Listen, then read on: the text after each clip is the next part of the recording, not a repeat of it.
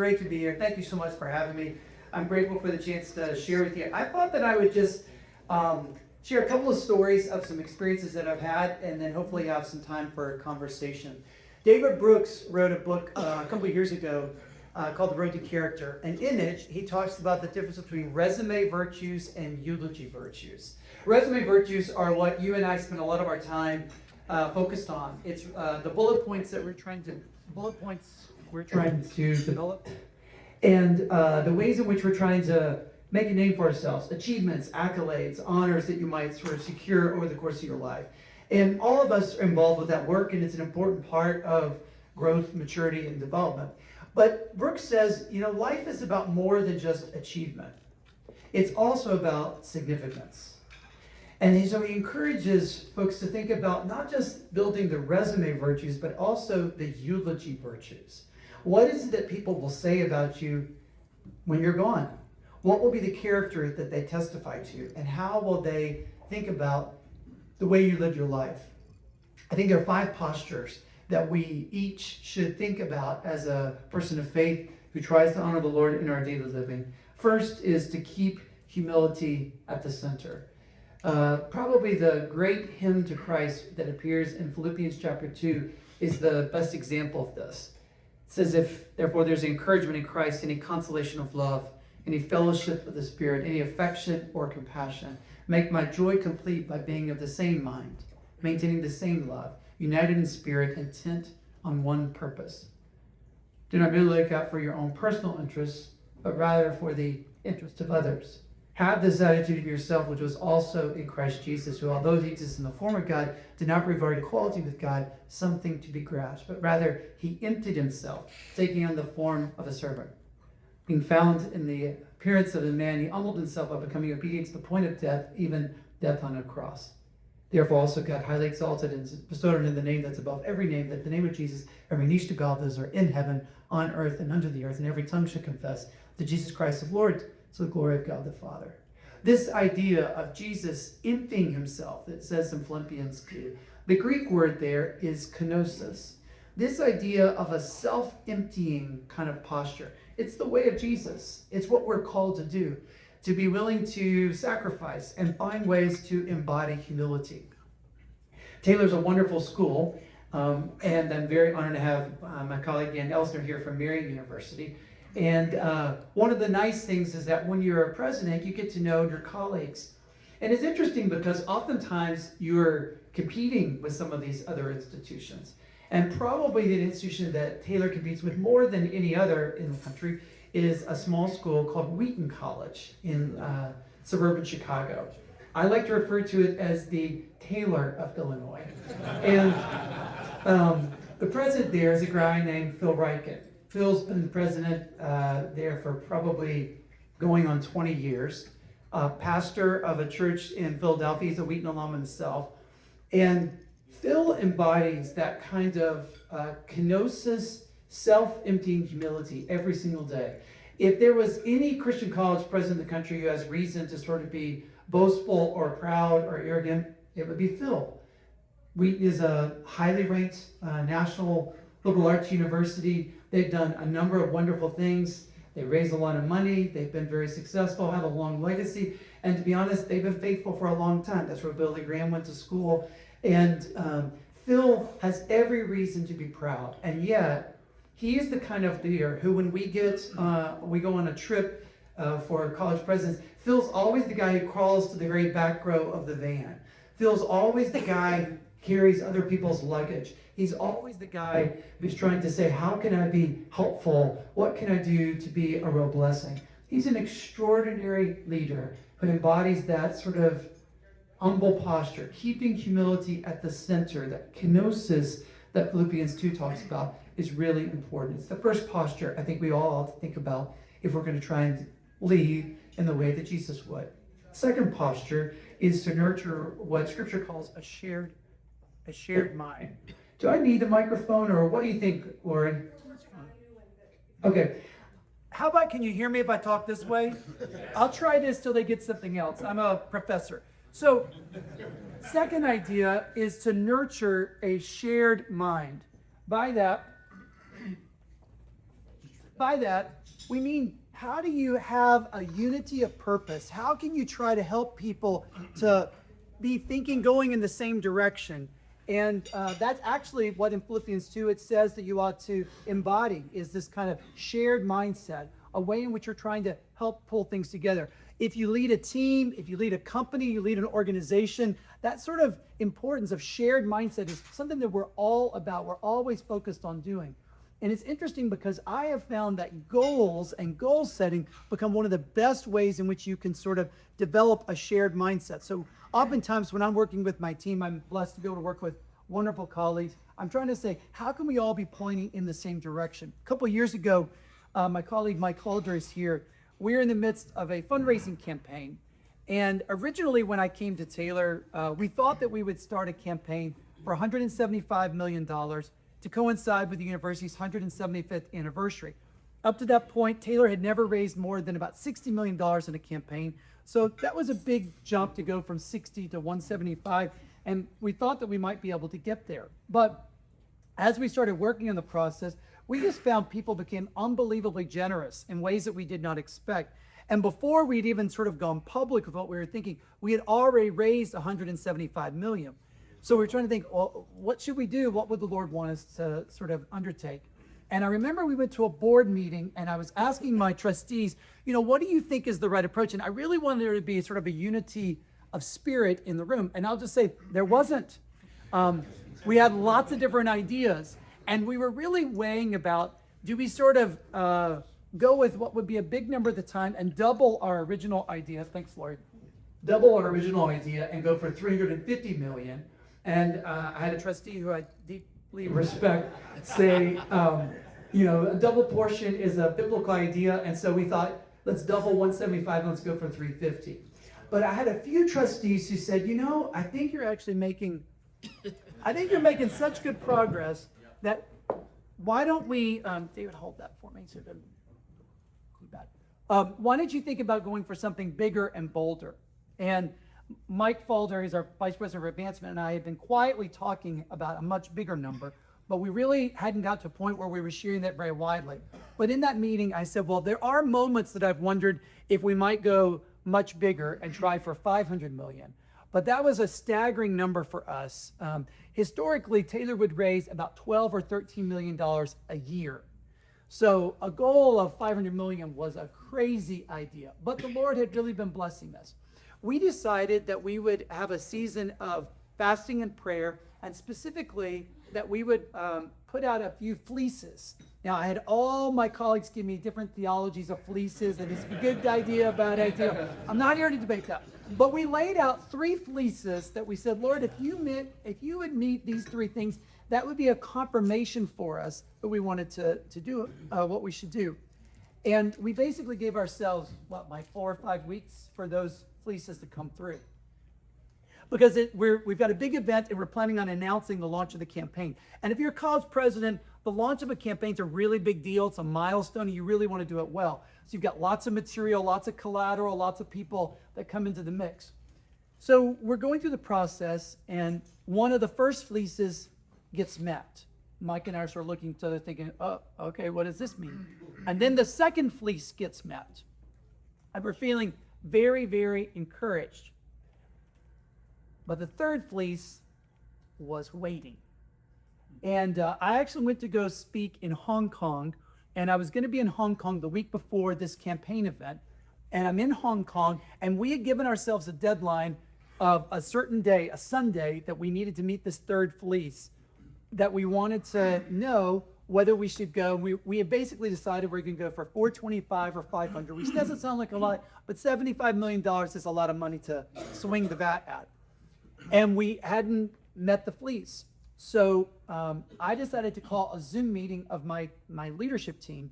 And so I'm in Hong Kong, they're back here in the States, and I said, okay guys, we laid out these 3 fleeces. We've had lots of encouraging signs and many other things have happened, but only 2 of the 3 have been met. And we prayed for 3 fleeces. What do you think we should do?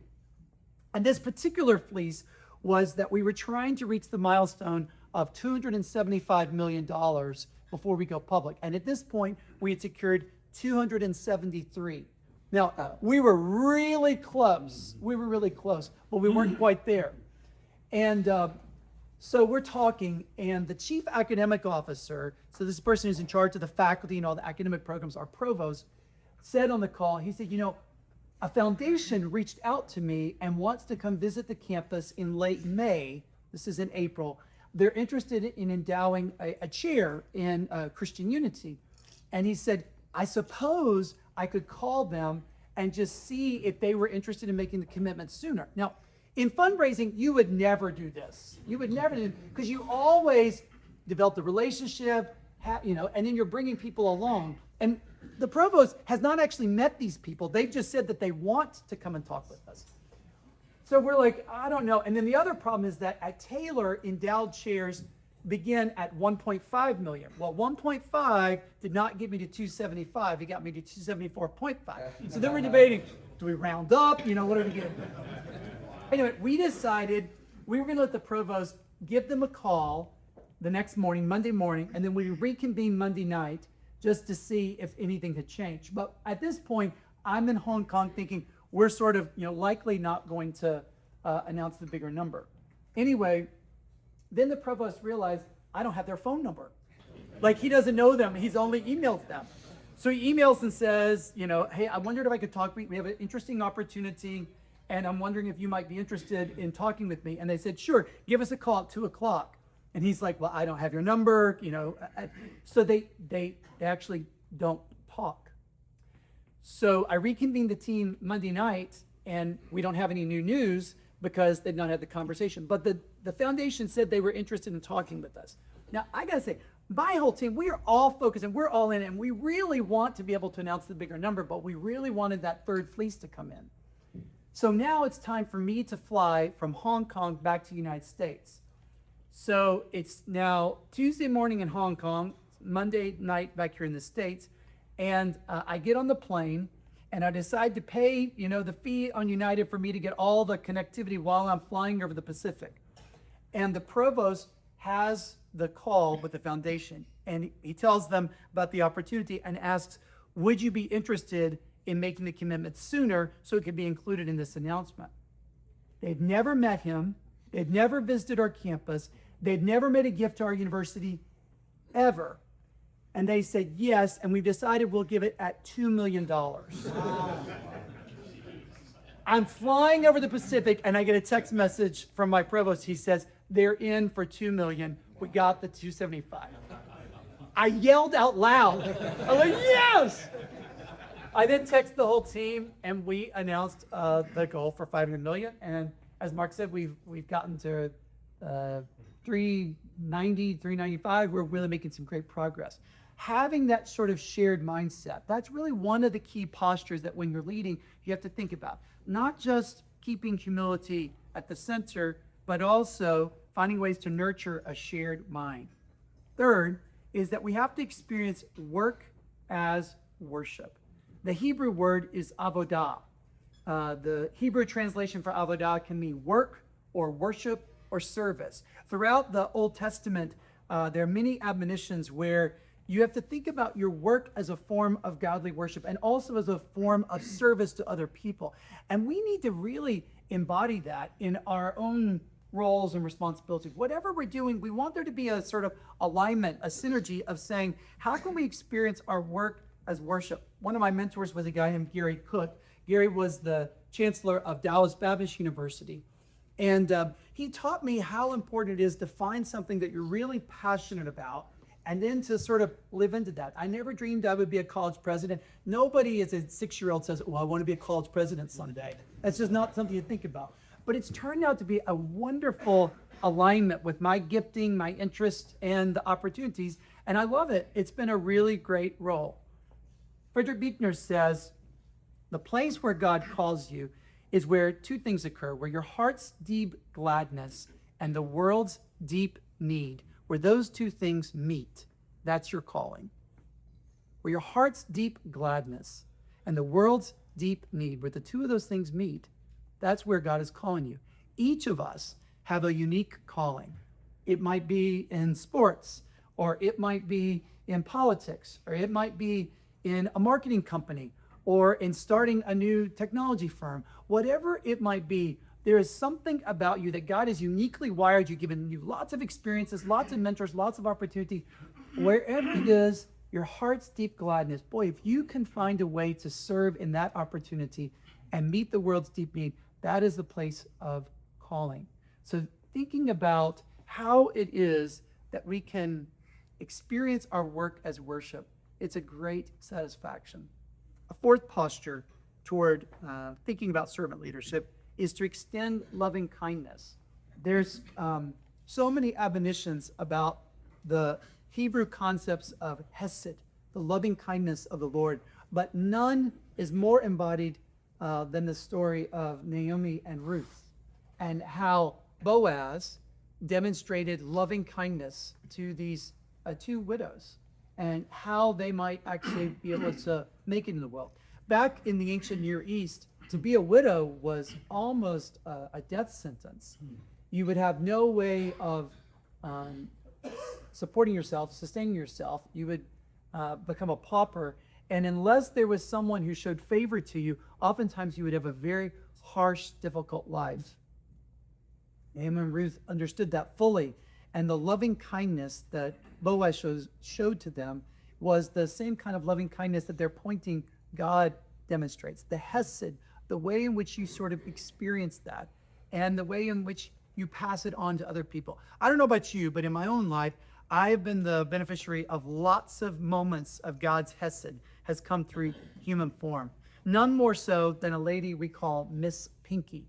Miss Pinky was a elementary school principal in her homeland of the Philippines.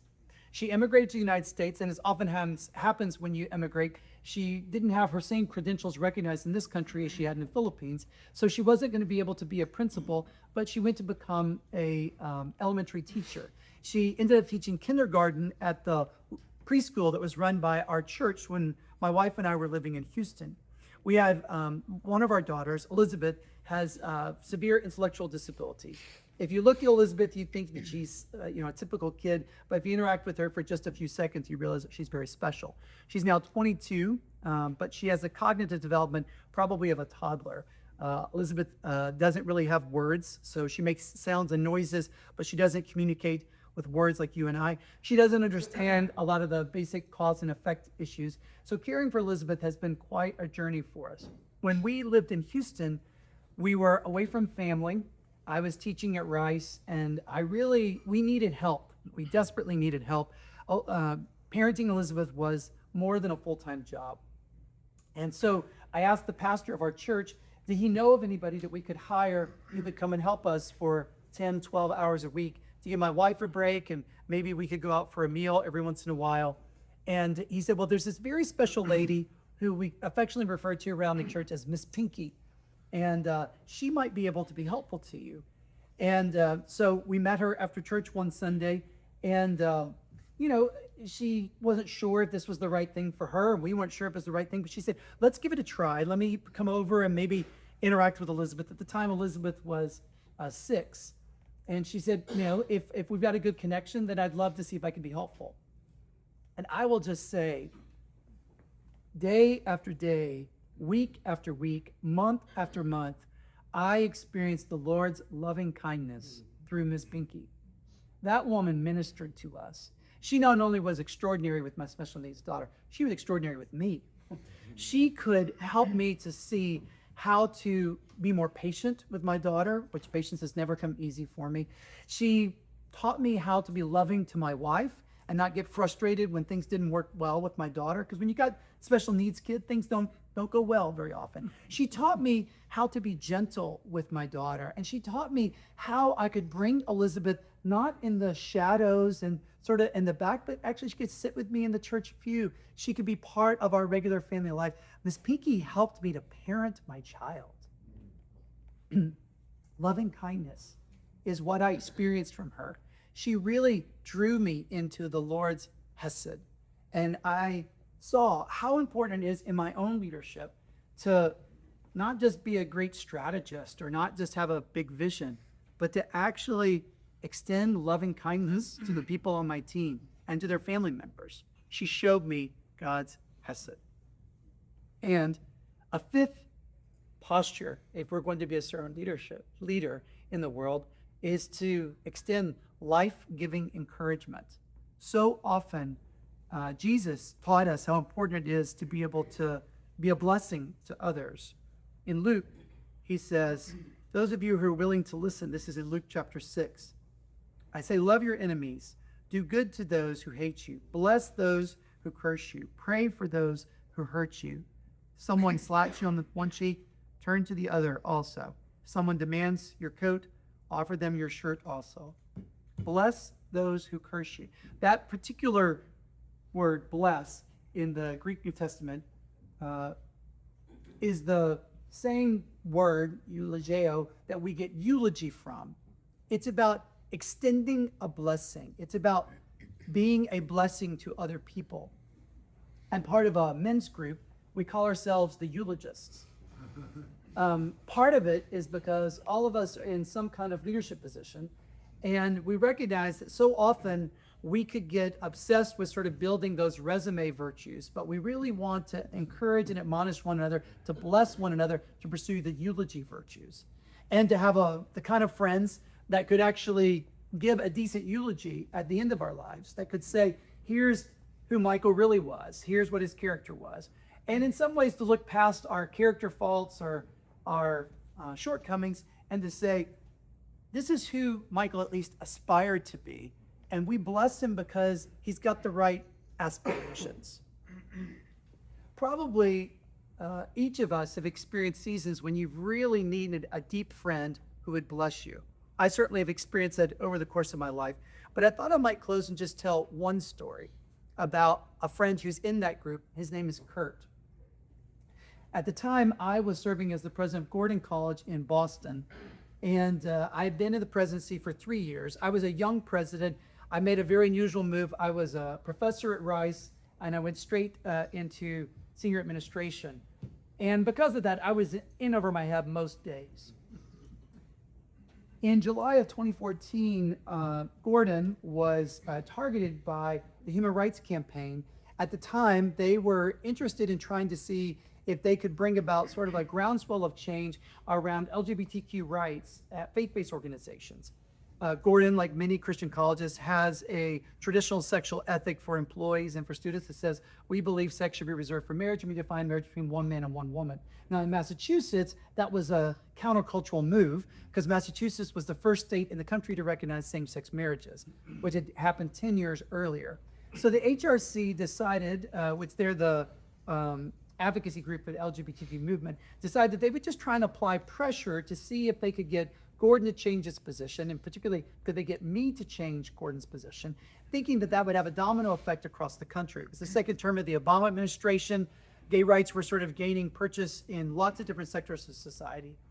And so they began to apply pressure. And I'll just say they're a very sophisticated advocacy group, and they knew exactly how to press on all of the essential points. They began to ask employers in the region if they would hire our graduates whom they now considered to be bigoted. Now, understand, we'd had a traditional sexual ethic in place for 100 years. Yeah. But suddenly the cultural movement had changed and they wanted to apply pressure. They began to talk to school districts and say, should you actually have student teachers from Gordon to come into your schools because, you know, they might be discriminatory? And they began just a pressure campaign. 40% of the editorial board of the Boston Globe was gay, and so the Boston Globe ran 6 negative articles about our position over the course of about 3 weeks. And for each of those, because they didn't have a picture of the university, they ran my headshot. Wow. So I became the sort of focus of these kind of issues. Wow. And it was super intense. We had protesters on our campus. I had threats against our family. I mean, it was a really serious business. They were very serious about it. And I decided that I needed to call our member of Congress, who I knew, but the media campaign was causing some negative issues. So I decided to call him. Now, he was a liberal Democrat, and he had been on our campus many times. Congressman Tierney, I knew him quite well. And when we had the phone conversation, I could tell he had me on speakerphone, so I assumed there were other people listening in, but I didn't know who was there. And it basically said, Congressman Tierney, what you're reading in the Globe is not representative of our university. We're a place that tries to embody the love and grace of Jesus. And you've been there, you've experienced it. And I talked for 5 or 10 minutes. And then he said, I'm going to stop you there, Mr. President. Now, I'd never been called Mr. President in my life. Kind of good. And he said, you need to know that my colleagues and I find your position despicable. Wow. And we have decided that you're either going to change your mind or we're going to fundamentally alter your business model. Basically, he was threatening either to prohibit students who come to Gordon to be able to receive federal student financial aid, which about 30% of our students benefited from federal student financial aid, or they were going to remove our tax exempt status so people couldn't get a tax benefit if they made a donation. Either scenario would have been very difficult for us in that situation. I'll never forget that phone call. I was sitting in my office alone. When I hung up the phone, my hand was literally shaking. Oh my gosh. And I thought, Lord, this is not what I've come to do. I'm not here to be a culture warrior. I'm here to run a university. What in the world is happening? After a couple minutes, I sort of regained my composure, and then I called my board chair, who lived in California, and his name was Kurt. And I just basically recounted the story of the phone conversation. He'd been walking alongside me for about 2 weeks as we've been going through this. And Kurt said, how are you doing? And my voice cracked. And I said, man, I'm struggling. And he said, okay, I'll be there in about 6 hours. Wow. And I said, oh, no. And he said, no, I'll be there. And literally, Kurt packed his bag and he drove to LAX and he got on the next nonstop to Boston. Wow. And he was at my house that night. And he stayed with me for 10 days, lived in my house, and he ate every meal with me because I was not eating very much. And he would sit in the corner of my office and just be present. And he'd go meet with different people, and he'd be there. I had lots of people come in to yell at me, and he'd be there, and his face, it's not that bad, Wow. Wow. But he really blessed me. He really gave me that life-giving encouragement. I will remember Kurt's kindness for the rest of my life. And I hope he's the guy who gives my eulogy or I give his eulogy, because we really went through that. 5 different postures that we think about servant leadership. Keeping humility at the center, nurturing a shared mind, experiencing work as worship, extending loving kindness to others, life-giving encouragement. KNEEL. 5 postures that help us to remember the ultimate posture that we ought to embody if we're going to be a servant leader for the glory of God and the common good. Thank you very much.